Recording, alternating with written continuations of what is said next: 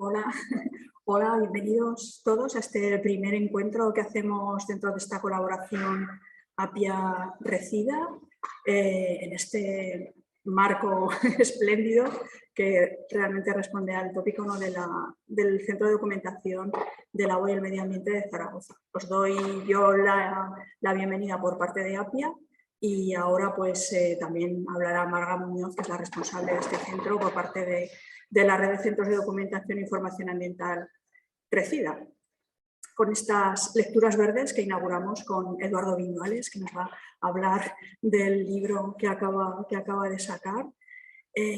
Bueno, daros la bienvenida y yo, mira, la verdad quería comentar que esta colaboración APIA-Recida, Marga y yo ya llevamos un tiempo haciéndola, porque Marga es colaboradora en el programa Por Naturaleza de Radio Nacional aquí en Aragón, que hago todas las semanas, y ella pues el último domingo del mes viene siempre a hacernos sus recomendaciones de libros para el mes en el sillón de lecturas verdes, que es su sección. Entonces, en fin, bueno, pues que esta colaboración yo creo que APIA-Recida es muy natural, nunca mejor dicho, ¿no?, entre los periodistas y los documentalistas. Y mira, ya aprovecho para decir una cosa también, y es que bueno, el Centro de Documentación del Agua y el Medio Ambiente, que aquí en Zaragoza lo conocemos mucho como la Biblioteca del Agua, pero bueno, es más que agua y es más que una biblioteca, porque es también realmente un centro. Yo como periodista lo he usado mucho para pedirles información en reportajes o así,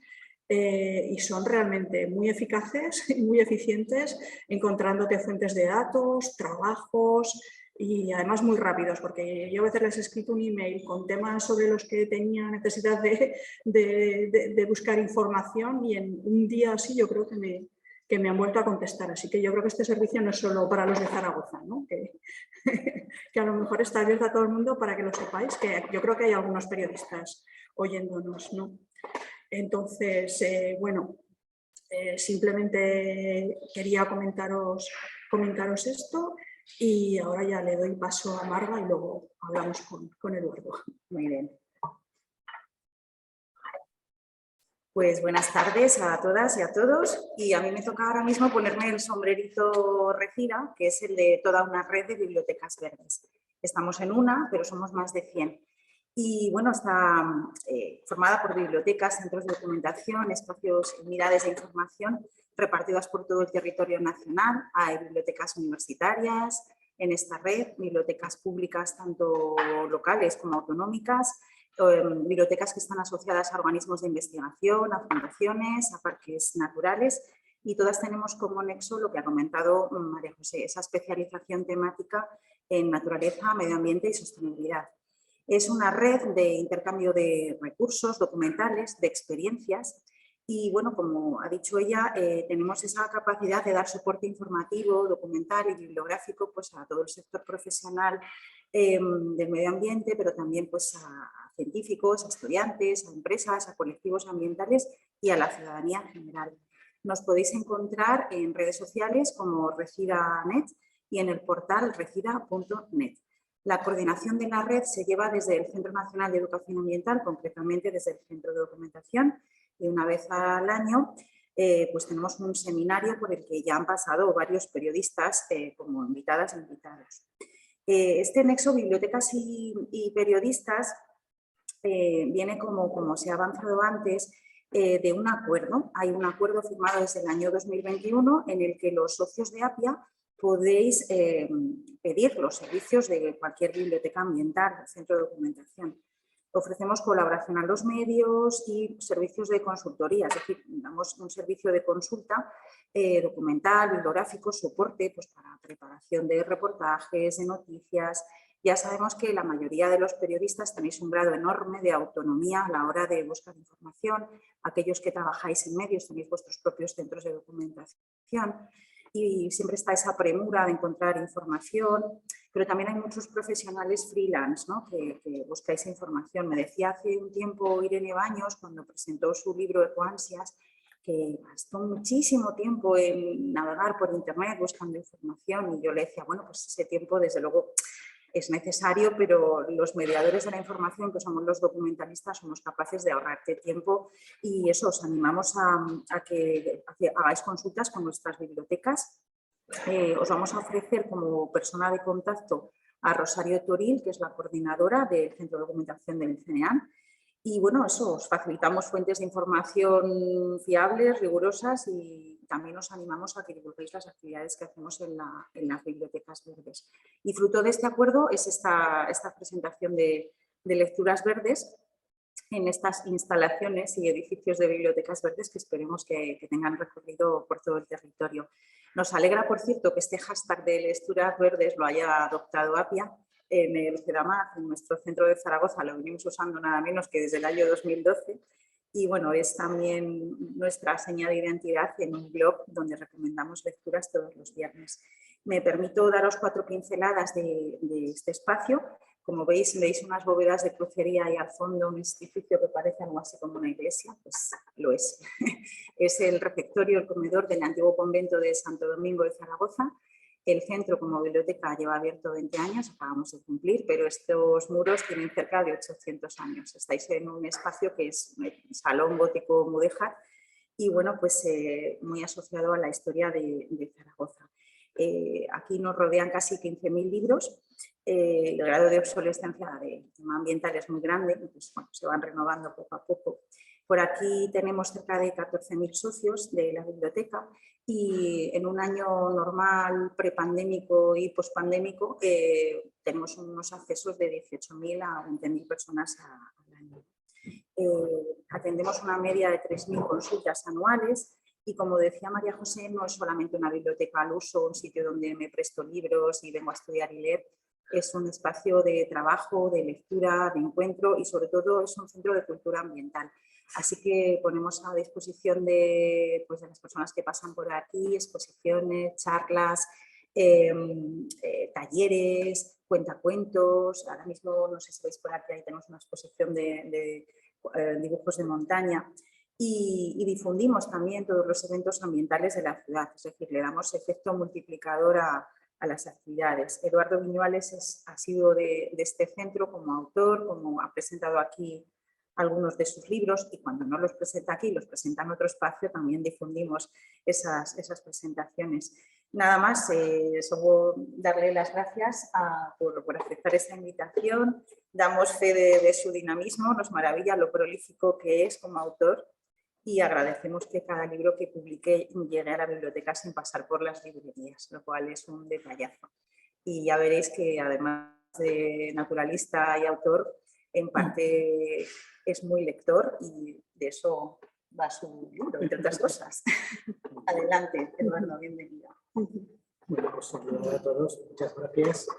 La verdad es que este libro, ahora lo hablaremos, es un libro de un naturalista que está en casa, pero yo aquí, que también en la biblioteca, aunque no trabajo aquí, pero también me siento en casa, que es un sitio, como veis, muy agradable, muy bonito. Ahora además con esta exposición de dibujos de montaña de Pepe Barranco también, y encima rodeado por Marga y María José, que son buenas amigas y también pues, muy metidas en el tema de la naturaleza. Así que, si os parece, vamos a hacer un diálogo y tenemos aquí a María José y a Marga, que son las que le dicen.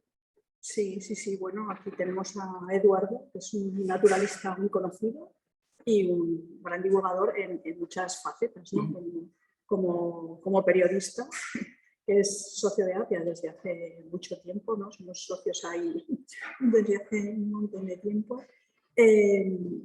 Ha trabajado en muchos medios, en el Frontera Azul, en un suplemento que hacíamos en Heraldo, pues ahí era un colaborador más que habitual, ¿no? O sea, que, ya sabéis que es un gran divulgador, también en otras facetas, y también la de escritor, que últimamente es la que más se prodiga, ¿no? Y lo dice Marga, que es un escritor muy fecundo y yo creo que un poco también, bueno, porque es muy trabajador, pero también porque es muy observador, ¿no? Y yo creo que esto se ve precisamente en este libro, en el que se ve que, bueno, pues ese amor a la naturaleza no está solo en esos súper reportajes que nos hace a veces de Orguesa o del Quebrantahuesos, sino en el balcón de su casa.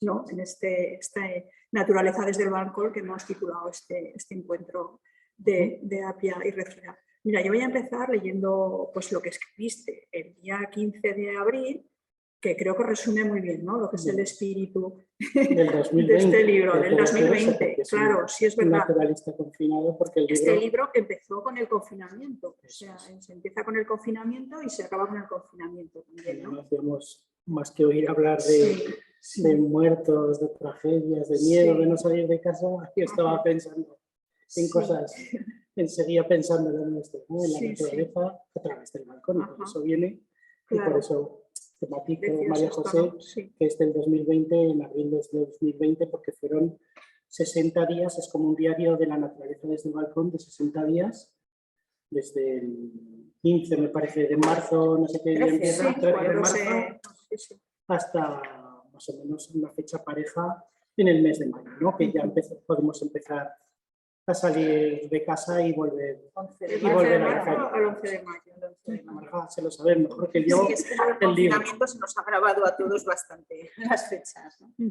Entonces tú hiciste este diario sobre durante el confinamiento, o sea, era una cosa que ibas escribiendo todos los días.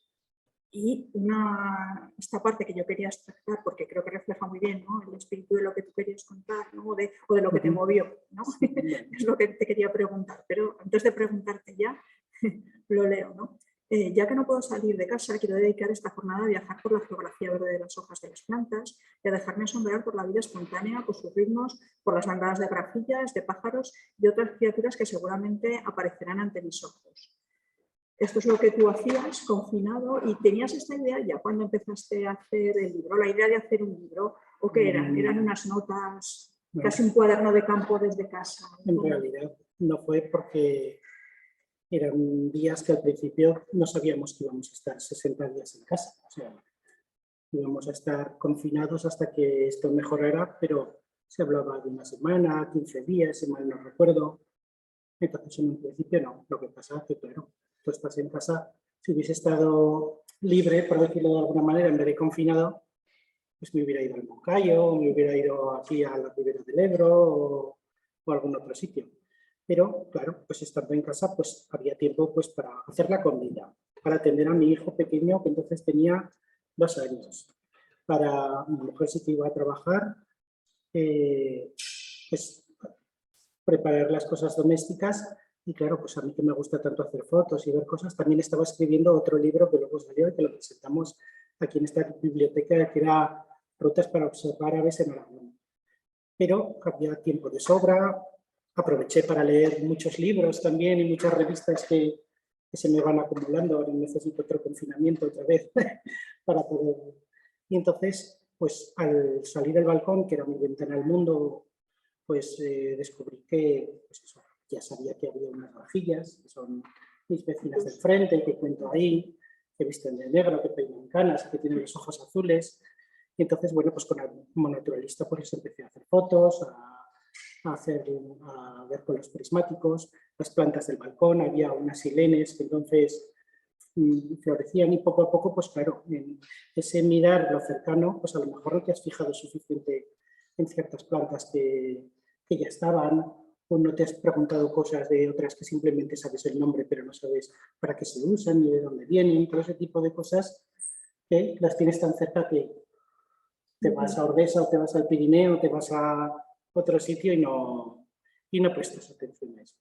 Y poco a poco vi que mis anotaciones y las cosas que iba viendo, había algunas que eran muy curiosas y llamativas. Y entonces empecé a anotarlas pues también por un poco por, no sé, por el entretenimiento de seguir escribiendo y de hacer otra cosa. En redes también, ¿no?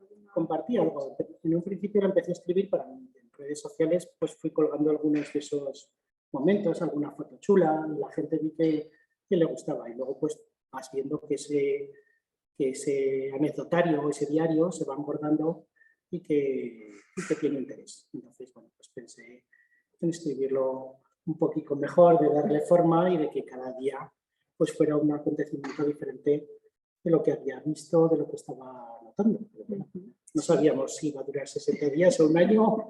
Si fuera un año igual no hubiese tenido tantas cosas que contar. ¿Sí?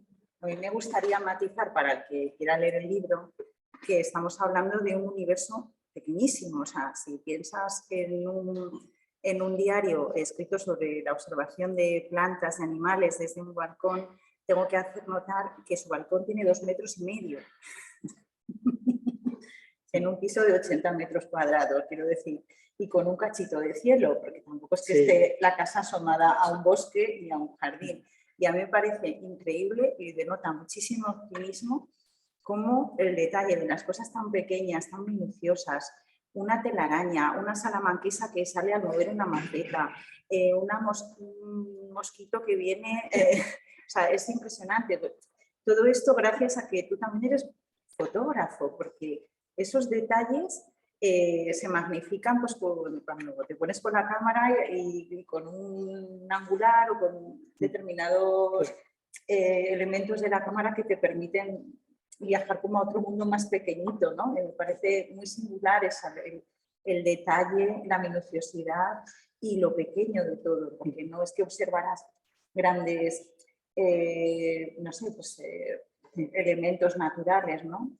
Yo creo que el confinamiento nos ha dado muchas lecciones, muchas que hemos olvidado, ¿no? Que entre ellas, pues que la principal, ¿no? Que es el colofón, un poco el epílogo del libro, que la salud también urbana está relacionada con la salud ambiental y también con la salud humana, o sea, que todo, y muchas de esas las hemos olvidado, ¿no? Y luego la otra lección personal y pequeña es que la naturaleza está en todos los sitios y que incluso en esos 2,5 metros, 3 no llegan de cuadrados de balcón, y en el centro de Zaragoza, en una calle que yo digo que no hay árboles, no tengo delante ningún parque, ni tan siquiera unos árboles donde se posen los pájaros ni nada. Sí que es cierto que vivo enfrente de un edificio antiguo del siglo XV, XVI y que hay agujeros y hay palomas, rajillas y algún otro pájaro que luego hablaremos y eso de él, incluso a lo mejor lo veremos en algunas de las imágenes, pero que hay, a veces el protagonista era, como dices tú, con la cámara macro, un día a contraluz veo que hay unos pequeños insectillos que parecían mosquitos y digo, pues ¿eso qué es? Y me voy a acercar casi con lupa a mirarlos, a fotografiarlos, a indagar a ver qué son, de dónde vienen y qué hacen ahí, ¿no? Entonces, bueno, pues otro día es fijarse en la lluvia, otro día, un día que estaba lloviendo, ¿no? Otro día es fijarse en las temperaturas de la ciudad, en las horas de sol y reflexionar también, a lo mejor con un libro que estaba leyendo de Mancuso, que también habéis trabajado aquí con el mundo de las plantas, y Stefano Mancuso, pues reflexionar sobre esas horas de luz de los lugares del planeta, ¿no? ¿Dónde estamos, no? Hay lugares donde tan apenas hay unas horas de luz al día y otros que son tan luminosos como el Sáhara que casi deslumbran, ¿no? Entonces, bueno, pues al final son un montón de cosas y es mirar el mundo en todas sus vertientes y esa es la pequeña lección, que tenemos cosas al alcance de la mano sin salir de casa a veces y que, bueno, pues que nos pueden llamar la atención y siempre pues el afán pues igual que la lectura, ¿no? de saber más y de conocer y la curiosidad por descubrir el mundo como los niños, ¿no? Yo siempre digo que un naturalista es al fin y al cabo como un chaval, como mi hijo de 2, ahora 4, para hacer 5 años, que están descubriendo el mundo. Pues un naturalista siempre estamos con la mirada fascinada, ¿no? Allá donde vamos, pues a ver lo que hacen los animales. Pues todos esos libros que has leído en este libro están... Bueno, yo es que me he tomado la molestia de irlos recogiendo porque me parece chulo, ¿no? Y incluso tienes una referencia muy bonita a cómo vives el día del libro que te pilló confinado, ¿no? Pues has leído durante el confinamiento Un hombre en la tierra de Odil Rodríguez de la Fuente, la revista Quercuriosos. También citas a El manual de botánica de Dioscórides, el libro que es de Barry Hines. Aves que veo en invierno de Lars Johnson, u otro libro que es editado por la Diputación Fernando el Católico, donde hay un naturalista del siglo XVIII. En fin, El increíble viaje de las plantas, de Stefano Mancuso, o sea que es un libro de libros también, ¿no? Y eso es muy interesante. Sí, porque recoge un poco todas mis aficiones, ¿no? El confinamiento fue, aparte de la familia, que eso ya es personal, ¿no? Pero recoge también, pues eso, el mundo de leer, escribir y observar la naturaleza y fotografía. ¿No? Entonces, pero tu familia también sale, incluso en el libro, ¿no? Vemos ahí un poco... claro, hay una foto que sale Eric, mi hijo, que se celebra el Día del Planeta, la hora del planeta, el apagón. Y también salimos al balcón con un sistema Morse, pues para decir apagar las luces, ¿no? También salimos con las especies de pucherazos a aplaudir a los sanitarios y todas esas cosas. Pero como el libro era medioambiental, pues también, porque no ese día, pues el hecho más destacado fue reflexionar también sobre la energía, el apagón, las luces y todo lo que estamos viviendo con esta crisis climática y cómo hasta un niño de 2 años pues puede poner su grano de arena desde su balcón confinado, ¿no? También en pedir un mundo mejor, ¿no? Que son ellos los que al fin y al cabo lo van a sufrir más las consecuencias de esta situación que estamos ya adelantando. Tú comentabas que yo te quería preguntar también por eso, que estamos rodeados de naturaleza. En realidad es que hay que fijarse en todo, en esa pequeña planta que crece ahí entre los ladrillos o en el tejado, o en una mosca, ¿no? Decías, me entretengo con una mosca. Pues, sí. Es que tú eres capaz de ver muchas cosas. Hay un capítulo dedicado a la mosca, pues los hemos visto 100.000 veces, pero ¿cuántos tipos de moscas hay? ¿Es la mosca doméstica? ¿Es tan sucia como pensamos o no? Pues yo qué sé, por lo que os contaba también un poco de las plantas, ¿no? Hay plantas que han llegado solas al balcón porque ha llegado una semilla y en el macetero pues ha prosperado y yo como buen ecologista la dejo y le permito que viva y descubro a ver pues, que es una cerraja. Además ese año coincidió también, o sea, esos meses con la revista Quercus que hablaba precisamente en esos días también de la cerraja y bueno, pues también fue satisfactorio. O incluso hay plantas que yo también como me gusta, pues a veces tengo un vejeque que traje de la Isla del Hierro, de Canarias, de Tenerife. Hay otras que las compras que son tropicales, pero tropicales ¿de dónde vienen? ¿De dónde viven? ¿Cómo es el ecosistema donde debería, por decir algo, un geranio o la lonífera del Japón, ¿no? La madreselva del Japón que tengo? Pues un poco interesarte por todo ese tipo de cosas. A mí lo más alucinante es lo de la planta que crece en una teja, que resulta que venía en la revista que también, sí, se llaman los cepillitos. En realidad hubo unos días que al principio pues no te atreves, esa no está observada exactamente o fotografiada desde el balcón, porque al principio no te atrevías ni a salir al relleno de casa y pisar fuera y meter el virus, ¿no? No sé si éramos muy precavidos, pero eso más o menos pasaba, ¿no? Y esa está fotografiada desde la terraza comunitaria más alta, porque subí, porque hay una pareja de cernícalos cerca y el nido desde mi casa es una planta baja, no se veía, y esos cepillitos que se veían en la revista Quercus entre las tejas, yo sí que los veía, pero no los podía identificar bien. Luego los fotografié y los vi bien desde arriba. Pero también los astros se alinearon y Quercus ese mes publicó allí los cepillitos. Y yo dije, caramba, si es la planta que yo estoy viendo y eso. Las pudieras clasificar, pues igual que los cepillitos en realidad son un bestseller ahí de todos los tejados españoles y no nos fijamos, ¿no? Que es un poco la lección de este libro también, ¿no? Hay que fijarse en lo que tienes alrededor. Lo que tú decías, ¿no? De que durante el confinamiento se abrió mucho ese foco, ¿no? De fijarnos en la naturaleza, en las aves, mucho, ¿no? Porque son más llamativas, pero un poco en todo. Y parece que se creó esa sensibilidad que tú a veces recoges también cosas en el libro. ¿Tú crees que eso se ha mantenido? ¿Este libro tuyo nos lo recordará?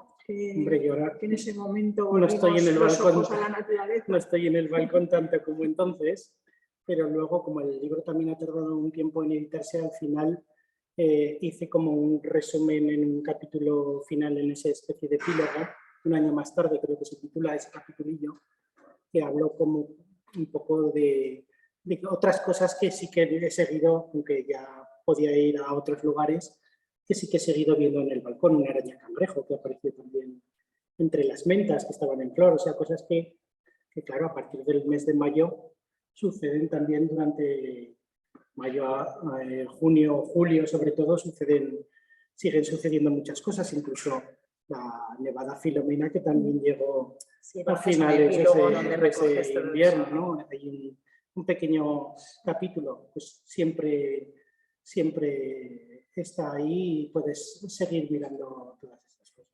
Me gustaría preguntarte una cosa. En nuestro confinamiento como biblioteca, nosotros el Día del Libro del año 2020 lo celebramos con una campaña que era el Balcón de las Lecturas Verdes. O sea, me parece que no se han alineado los astros. Y ahí invitábamos a la gente a que compartiera libros que tenía en casa, o bien nuestros libros que se habían quedado prestados a cientos por los hogares de Zaragoza, libros de naturaleza, ¿no? ¿Llegaste a compartir alguno de estos libros en el Balcón de las Lecturas Verdes? No te acuerdas. Igual me hubiera parecido. Yo creo que me lo mandaste. Sí. Y yo también seguí el hilo ese. Sí. No sé. Bueno, tenemos unas fotos por ahí, no sé si eso quieres que las veamos. Sí, eso te iba a Así un preguntar, poco, ¿no? o sea, Un libro donde la fotografía tuya tiene, cada entrada de estas tiene su foto. Esta es la portada también. Que estamos compartiendo. No veo. Igual lo tienes que compartir, ¿no?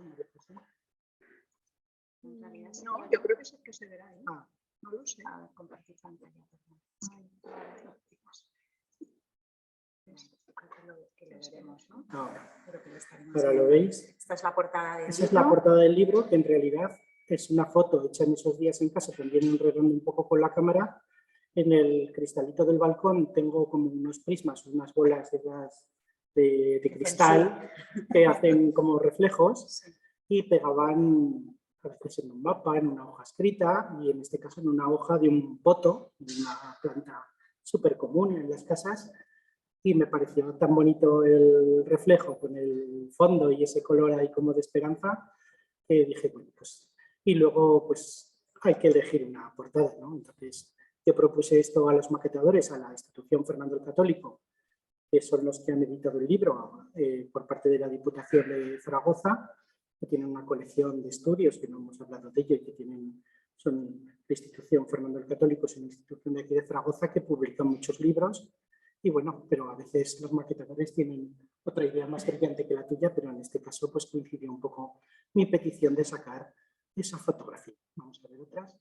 Ese es mi pequeño balcón, ahí un poco posando con la guía de pájaros, pero también con los prismáticos y con el reloj de sol detrás de mi cabeza, con una hiedra, con un vejeque que cuelga de una maceta, con la menta y una caja nido que está más de adorno porque, claro, no hay ningún pájaro, ni gorrión, ni estornino, ni nada que se atreva ahí a criar tan baja. Pero bueno, ahí tienen un lugar y es cierto que sí que en esa hiedra que veis ahí a mi izquierda, pues se posan muchas veces alguna pareja de grajillas de las que crían en la fachada de enfrente, en ese edificio histórico que os decía. Ahí tenemos a las grajillas que... son muy protagonistas. Sí. Salen en varias fotos y se prestaban mucho. Incluso esta de aquí la vemos en la imagen como diciendo, pero ese pesado que está ahí con el teleobjetivo ese todo el día, ¿y tú qué miras? ¿No? Se titula este apartado, ¿no? Bueno.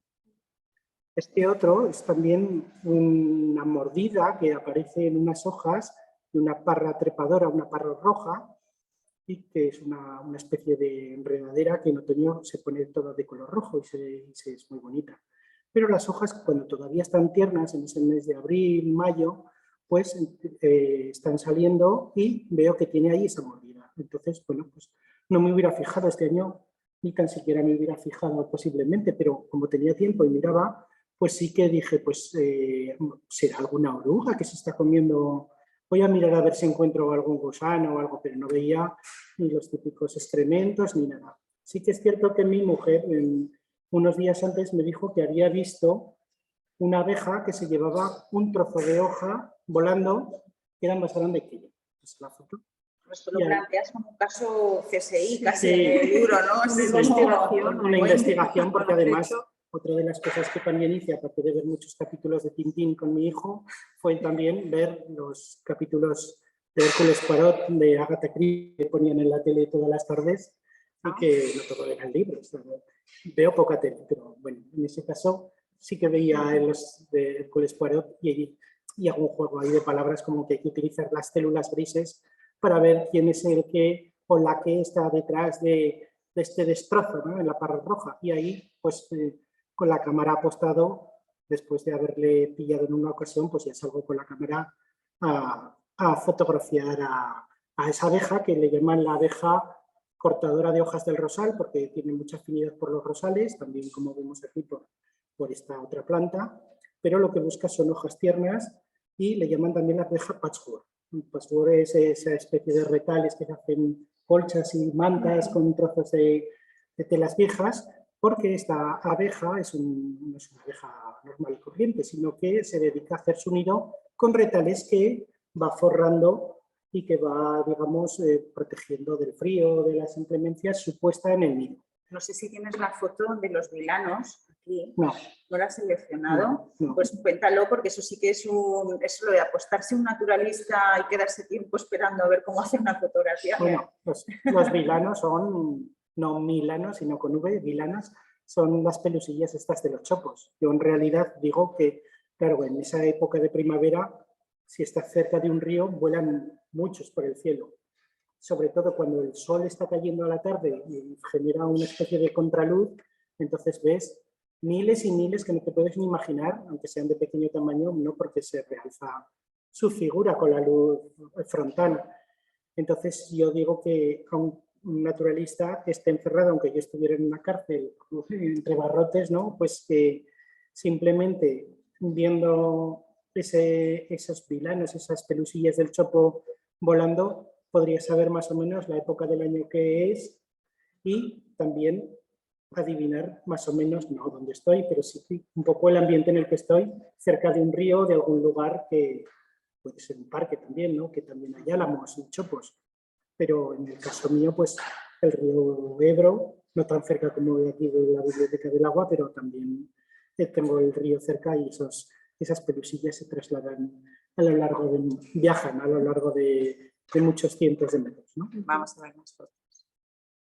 Este era el otro personaje ilustre, por decirlo de alguna manera, vecino ilustre, aparte que también los pillabas, ¿no? de las orejillas, sí. Es un cernícalo, es una especie de halcón urbano, libre, salvaje, que vive enfrente de mi casa, pero que curiosamente, pues desde mi casa no veía el agujero del nido, porque estaba en una calle perpendicular.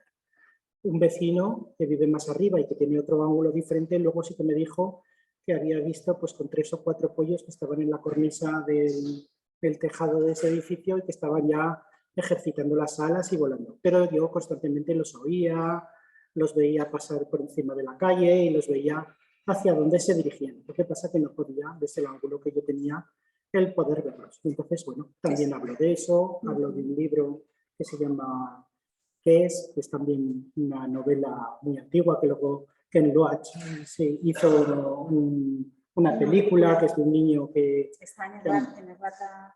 No, creo que está en impedimento. Es una historia, bueno, tampoco vamos a hacer spoiler, pero también de un niño marginal que amaestra a un cernícalo y entonces, bueno, pues también el ver, era un libro que también tenía pendiente y que me animé después de estar casi todas las tardes o las mañanas viendo este pájaro. A mí me gustó mucho el episodio que narras de la pelea de vencejos o de aviones, ya no me acuerdo, sí, que sale ahí un vecino ahí que le están estropeando a la siesta. Son las propias frajillas que hemos visto antes. Sí, que se pelean. Claro, esos son los vencejos que también arman mucho follón, follón para mí muy agradable. Pero las frajillas que tú decías antes, que son las que hemos visto ahí mirando con la cara ladeada, pues claro, tienen en los mechinales, que son los agujeros de este edificio antiguo, tienen allí sus nidos, al igual que las palomas o estos vencejos que estamos viendo. Pero las grajillas parece ser que esa tarde, a la hora de la siesta, pues viene una intrusa o otra grajilla de otro barrio, de otro sitio, y se monta un buen follón, una buena pajarraca, digo yo. Entonces, pues claro, a la hora de la siesta, semejante barullo, pues sale un vecino allí a dar palmas como diciendo estos pajarracos negros no me dejan dormir. ¿no? En la siesta. Y estos son los vencejos que también hago como un capítulo dedicado a ellos, como que son unos gamberros que van como locos, que van corriendo por las calles sin límite de velocidad.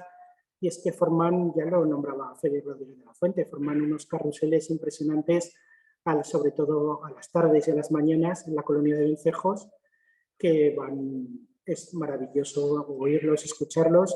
Y uno de los acontecimientos también de esa primavera, como de muchas otras, para mí de todas, es esperar la llegada de los vencejos. A Zaragoza yo tengo calculado que suele ser hacia el 23 de abril, que es el día de San Jorge, pero también, aparte de mirar por la ventana, tenemos los móviles y yo estoy en un grupo de WhatsApp que se llama Birding Aragón, que somos gente que tenemos la cabeza llena de pájaros y ya desde el día 12, creo que es de abril, ya hay algunos naturalistas que también en sus casas o en sus balcones ya empiezan a decir, ya he visto los primeros vencejos.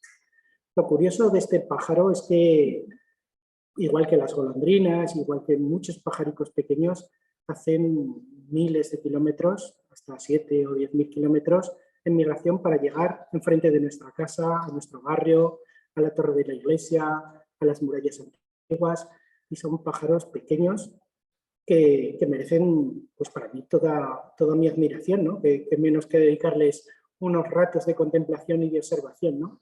Y además, lo más curioso también de los vencejos, que muchos de vosotros que estáis viendo esto lo sabréis, es que son unos pájaros, que yo cuando lo oí, cuando era chaval, no te lo podías creer, que no se posan nunca más que para incubar los huevos y dar de comer a los pollos, porque duermen volando, copulan volando, toda su vida la pasan volando. O sea, ahora que no están en época de nidificación y de reproducción, estarán al otro lado del Sáhara, en el África tropical, estarán volando día y noche.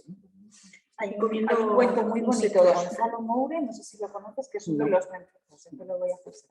Pues lo veo. Venga, vamos a ver si tenemos más fotos. A ver, pues sí. Ahí está otra que también, pues claro, este era el Día de la Tierra, ¿no? Entonces hago ahí una reflexión, porque en ese día aparece en una de las flores también como esta especie son unos himenópteros, una especie de moscas o de abejillas diferentes, más pequeñas. Aquí monto todo el equipo de macro para fotografiarlas y no tengo ni idea cuál es. Le pregunto a un amigo que guarda en Navarra, Josu, y me dice que él es entomólogo y sabe mucho, y me dice que ¿has probado con una aplicación que se llama el Google Lens?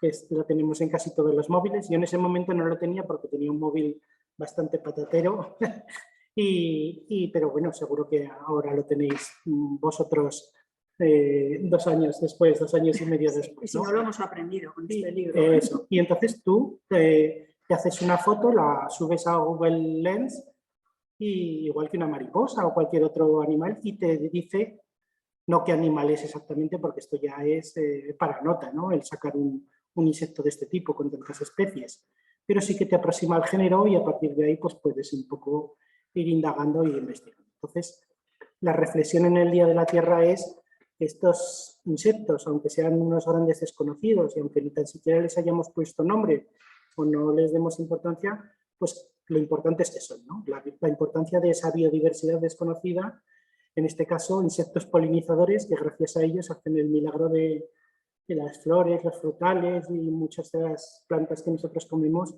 sean fecundas y puedan seguir alimentándose más allá de las semillas transgénicas. Tienes una entrada además uno de los días sobre los murciélagos. Que los pobres murciélagos. Sí, los culpables del coronavirus, ¿no? Claro, sí. Hay un libro de Rata Naturae que es también el murciélago y el capitán, ¿no? Un poco hablando de la crisis esta del coronavirus. Y de los murciélagos, pues también salgo al anochecer, al balcón, de noche, algunos días ya cuando hacía mejor tiempo salimos a cenar y vuela otra cosa que no son pájaros. Ya sabíamos que había murciélagos en Zaragoza, pero ¿cuántas especies de murciélagos? Claro, yo los veo pasar volando, si no los tienes en mano es muy difícil saberlo. Pero para eso también está el teléfono, igual que llamo a Josu, pues llamo a Luis, otro amigo, experto en dirópteros, y me detalla también un poco cuáles son las especies de murciélagos que se han registrado, que se han observado en Zaragoza, dónde viven, hay algunos que son fisurícolas que viven metidos en las fisuras o las ranuras o las grietas de estos edificios antiguos, otros que viven en los árboles, menos en las ciudades, pero también muchos de ribera, como el murciélago ribereño, pues con el del Ayuntamiento de Zaragoza también viven algunos, ¿verdad? esos son los fisurícolas que se meten ahí aprovechando esas ranuras, ¿no? Entonces, bueno, un poco todo eso. Y ahí esa creo que es la última foto que vemos de las bastantes que hay, que son esa pareja de grajillas en su casa, de casa a casa, ¿no? Están ellas también asomadas al balcón. Eso es como el programa ese en tu casa o en la mía, ¿no? Pues, es en este caso en la casa de la grajilla que vive enfrente y que tan buenos ratos nos ha hecho pasar y que mi hijo los conoce perfectamente. Papá, las grajillas, ya las oía, ya. Y pues ya sabemos que están esos pájaros que cantan como la Milana bonita de Santos Inocentes. Bueno, pues esas son un poco las imágenes de lo que hemos visto. Porque en una entrada también dices que que no se estudia mucho la naturaleza en las ciudades, ¿no? Bueno, tú te remites a Zaragoza, que es la ciudad que ves desde tu casa y que... Yo digo, hoy veo esto, pero sabemos un poco pues por guías actuales o por asociaciones, pues cuáles son los pájaros. El Ayuntamiento de Zaragoza hace muchas cosas también con la Sociedad Española de Ornitología para las aves urbanas de los parques, del Parque Grande, del Parque de Delicias, se hacen anillamientos, se hacen actividades para la gente. Pero no sabemos un poco cuál es el contexto histórico de tiempo atrás. Yo recuerdo cuando era chaval de haber visto lechuzas en Zaragoza. Hoy es más fácil que nos toque la lotería en Navidad casi que ver una lechuza aquí en el centro de Zaragoza, ¿no?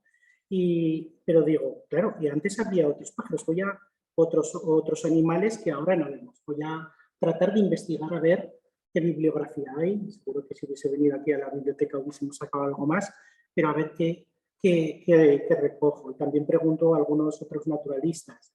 Entonces, claro, Adolfo Aragüés habla de algunas cosas. También recordaba de un tiburón que se encontró en el río Huerva, que no se sabe cómo llegó a principios del siglo pasado y que lo recoge otro naturalista ilustre aragonés, que era el padre Longinos Navás.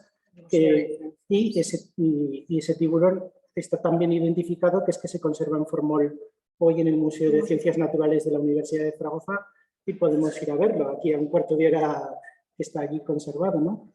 Pues todo ese tipo de cosas, de registros, de saber un poco cuáles eran las plantas. Pero claro, los datos históricos que hay de la ciudad, nadie se fijaba en todo caso en los frutales de las huertas o en... Dices que hay un libro que consta como desaparecido, que era Botánica Caesaragostana del siglo XVIII. Sí, de Echeandía. Echeandía, que fue el que hizo el botánico que había por la calle San Miguel, que desapareció con la Guerra de la Independencia. No sé, ahora sí. No recuerdo. No, yo creo que es muy anterior. Echeandía, lo que pasa es que es un libro que está desaparecido y, aunque no sé si en este periodo se ha aparecido algún volumen de... Ahora que está todo en internet tendríamos que echarle un vistazo y buscar a ver si está la flora Caesaragostana. Pero yo entonces llamé también es bueno tener amigos muy enterados, llamé a Daniel Gómez del Instituto Pirenaico de Ecología y me dijo que estaba desaparecido, que era una referencia pero que no había. Pero claro, ahí esa flora Caesaragostana era la flora de la ciudad de Zaragoza. Pero todos los viajeros o todas las crónicas históricas, pues habrá documentos de edificios como este tan bonito, o de los romanos, o de la Basílica del Pilar, de otras cosas, pero o de la configuración urbana de la ciudad, pero no había locos que se interesaran por los vencejos, las lechuzas y las plantas que crecen en los maceteros. No había periodistas ambientales especializados. No estaba Apia, ni estaba la Biblioteca del Agua, ni Recibe. Y estamos un poco de espaldas a la naturaleza, a lo mejor también, igual que nos quejamos ahora. O bueno, o no se escribía tanto. No sé si tenemos preguntas por ahí. Sí, mira, Rosario Jiménez Lambán dice que es muy interesante la cantidad de seres vivos que habitan en tu balcón y los que ves desde allí, Dice que a ella le gustan las nubes, que si tú haces fotos de nubes también, Tiene un capítulo. Sí, hay un capítulo. también hay un sobre eso. capítulo de leer las nubes, de fijarse La meteorología. en ello. Y bueno, pues un poco que, pues como hacían los pastores antes, ¿no? Que se fijaban un poco y eran los meteorólogos del campo entonces. Bueno, pues también me fijo y había algunas que eran muy fotogénicas y también las recojo, ¿no? Con formas muy curiosas de cirros o de otras más de cúmulos de tormenta. Bueno, pues un poco todo eso también me fijo en eso, en las horas de luz, de lluvia, de las nubes, todo está relacionado. Tú que haces fotos y también escribes, ¿qué te consideras más? ¿Fotógrafo, escritor? ¿O no lo sabrías separar? No sé, una persona que mira y que disfruta. No. Sí, no. Hombre, la fotografía siempre me ha gustado. Y divulgar y contar las cosas y lanzar ese mensaje también. Yo con 14 años, ya lo conté aquí en el Día de los Pájaros, del libro de Rutas para observar aves en Aragón. Yo empecé con la naturaleza con 14 años, con 13 años, 13, 14 años, también en una biblioteca entonces del colegio y cogíamos libros de aventuras de los 5 y demás y un amigo mío, Jesús, coge, en vez de un libro de lectura juvenil, coge una guía de pájaros. Y me dice, te ponme el nombre y te digo qué pájaro es y empezaba a acertar todo. Al poco tiempo, no había transcurrido un año, pasando por un kiosco ya desaparecido del Paseo de Independencia, había una portada con una revista de Kerkus que era el movimiento ecologista en España y cómo crear tu propio grupo ecologista. Entonces yo con 14 años digo, pues voy a crear mi grupo ecologista, que era Medofosa, Sociedad Naturalista Medofosa, inscribo a mis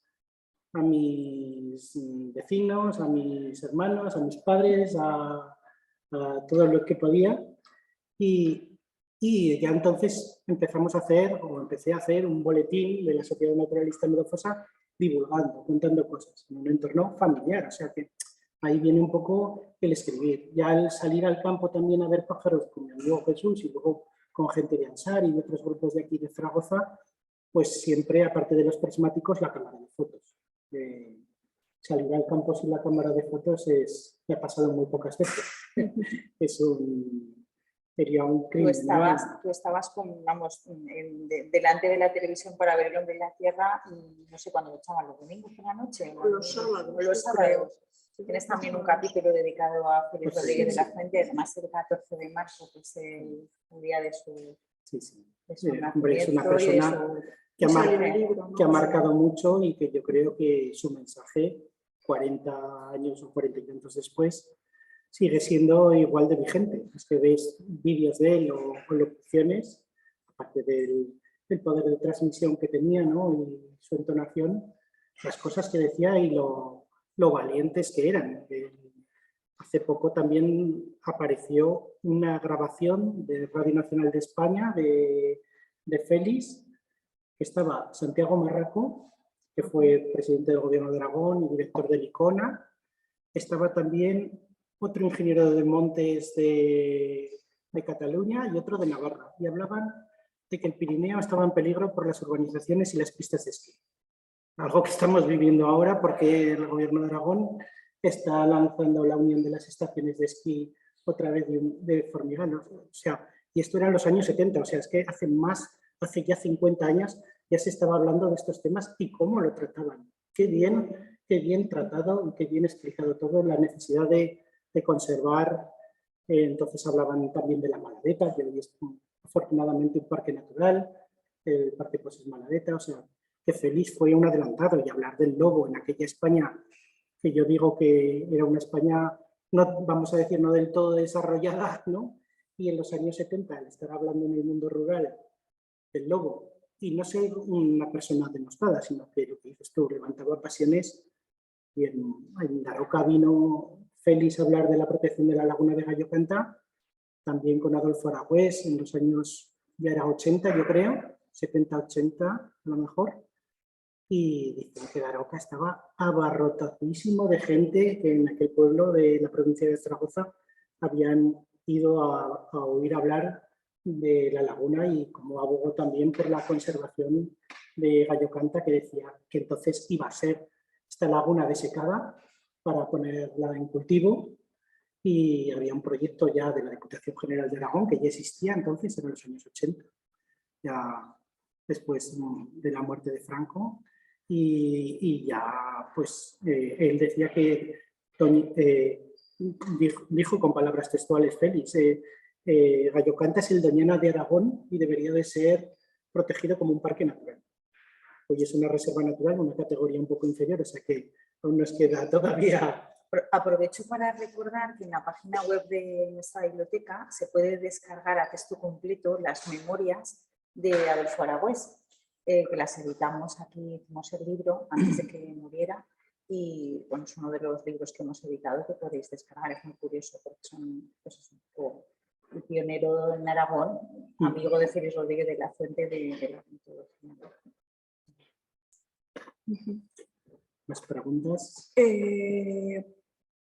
Bueno, Maribel Orgaz nos dice que sí, ¿no? Que al escucharte pues que se ve que la vida de la naturaleza es muy interesante incluso desde un balcón, ¿no?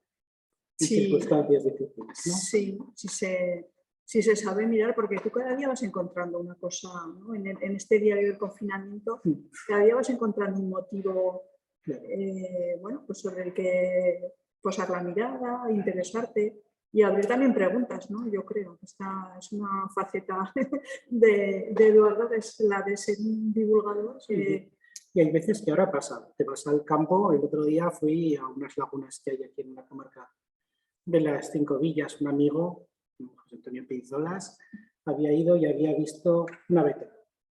Y bueno, pues fuimos por allí a ver si veíamos el abetero. El abetero no lo vimos, pero tuvimos la suerte de ver una nutria pescando delante de nosotros y fotografiarla. Me enseñaste un abetero hace 2 años en la ribera de un abetorillo. Un abetorillo. Y bueno, pues que a veces vas al campo y vas a buscar algo y no lo encuentras, pero si vas con los ojos abiertos siempre ves algo.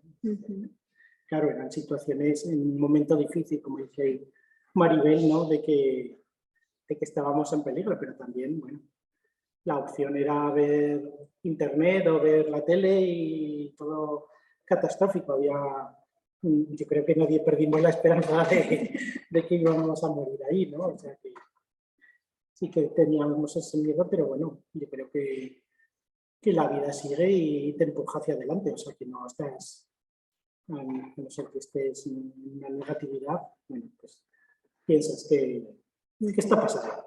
Pues sí, yo creo que nada, solamente no sé si hay alguna pregunta más, y yo si creo no, pues que no. vamos a ser muy puntuales, vamos a vamos despedirnos y vamos a animar a todos los compañeros y compañeras bibliotecarios de Recida pues a que se animen a hacer estas presentaciones, a que las lecturas verdes viajen por todos los territorios. Y bueno, pues animaros sobre todo a seguir viniendo a las bibliotecas, que no somos espacios vivos, espacios con futuro, y la lectura ambiental, y aquí siempre lo decimos, ¿no? Las lecturas verdes por un mundo mejor es nuestro hashtag. Y bueno, son herramientas de cambio también para mirar hacia el futuro y para intentar cambiar nuestra percepción y nuestra conciencia de nuestro medio natural. Que si alguien quiere tener el libro para adquirirlo, que hay una página web que es de la institución Fernando el Católico, ifc.es, a través de las propias bibliotecas.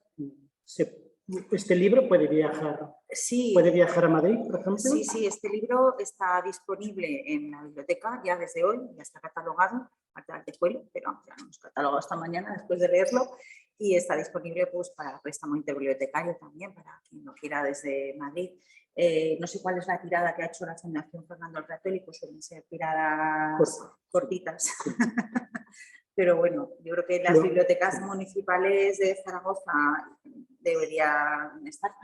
Lo que hace la institución también es que, aunque haga una tirada, que no es un bestseller, que no es Pérez Reverte ni el propio Planeta, lo que sí que hace es que una vez que se ha agotado la tirada, lo cuelga el PDF completo de descarga gratuita en la propia página de la institución Fernando el Católico. Que es IFC. Así que de momento o lo cogéis en la biblioteca o lo compráis y cuando se agote se podrá bajar. Por ejemplo, el que hicimos con Roberto del Val, que es el que ha hecho el prólogo, que es un amigo mío, que es agente de protección de la naturaleza.